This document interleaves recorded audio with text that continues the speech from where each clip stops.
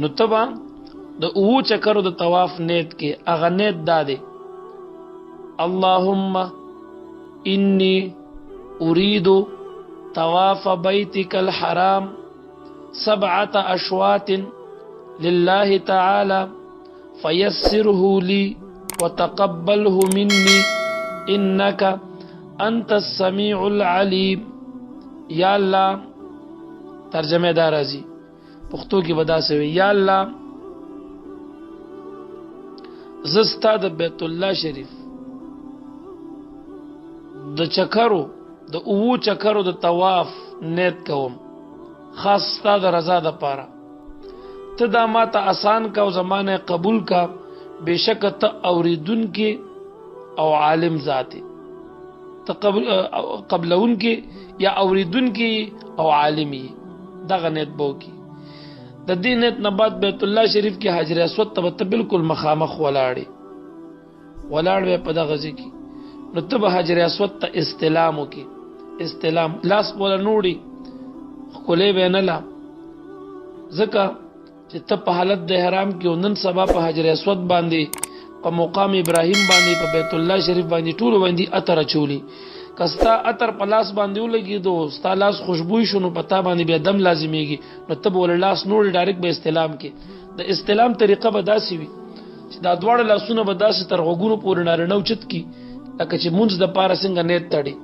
دا لاسونه به دواړه تر غوګونو پورې داسو چت کی بالکل برابر غوګونو سره به دا ګوتو جنگي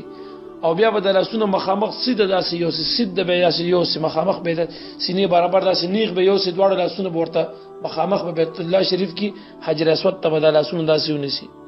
او او به چې بسم الله الله اکبر ولله الحمد بیا به د لاسونه راغون کې د دواړو لاسو د غوتې خپل کا دا لاسونو د تلی طرف نه د غوتې بخکل کې او پسترګو باندې بیا راکاږي دا طریقه دی وکا بیا به چې کم دې طواف شروع کی نو طواف چې کله ته شروع کی داسې به شروع کی چې ستا بیت الله طرف ته غسو غراش غس طرف په بیت الله شریف ته راتو کی او بیا به روان شي طواف به شروع کی د طواف په دوران کې به ته اسمان تم نه ګوري اسمان ته